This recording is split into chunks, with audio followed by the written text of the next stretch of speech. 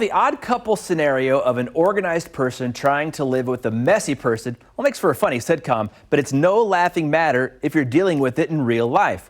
Professional organizer and interior designer Helen Austen joins us with some help getting organized with a disorganized partner or roommate. Helen, thanks for joining us. Now, obviously, we're not talking about us here, and this is not us having this problem. Everybody else has it. How do we start finding common ground with people that don't fit our same organizational habits? You know, it actually starts with ourselves. So if you have spaces you want to work on, start with yourself, organize yourself first. And while you're doing that, you're going to get to be curious about yourself. So you're going to want to realize, what are your organizing tendencies and expectations? So that means we have certain tendencies like, are you a pile maker? Are you a perfectionist? Because that's a big one. Do you tend to get distracted easily? All of these things are really important to bringing your own awareness to how you function. And then you can have the opportunity to start thinking about what this might look like with your partner or roommate. Well, I'm already starting to analyze myself. I am a pile maker. I can already tell you that for sure. Me too. So do I need to focus on making myself change? Then how do I get the person disorganized here in this relationship to change? Well, you know, sadly, we don't get anyone to change, right? Change starts with ourselves. But there are opportunities for a good conversation. Now, I've noticed couples who have never talked about how things are handled in the house. So maybe you just need to have, a nice, easy conversation, or more than likely it's been an attack, or there's been things said out of sheer frustration.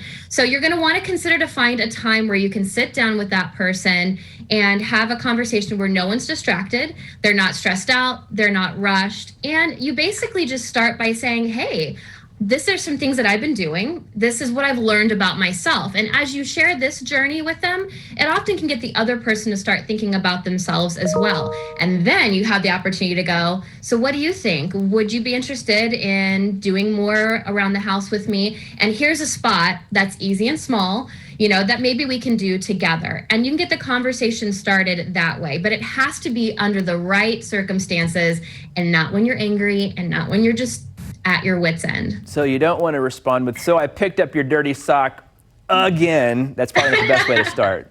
Probably not.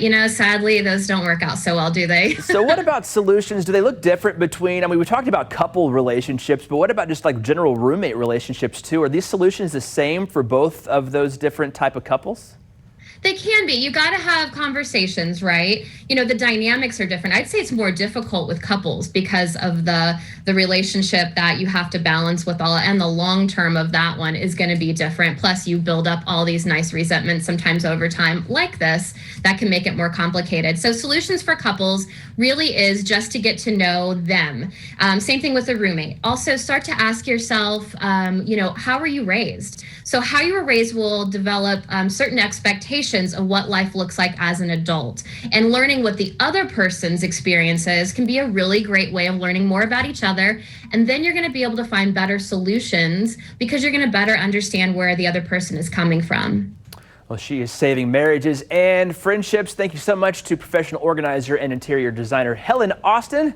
Great tips, as always. Gina, are you one of the disorganized ones, or are you one of the organized ones?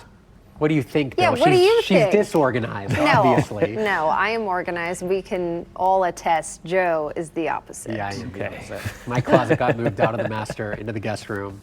And now in the garage. My wife was like, no, thank you.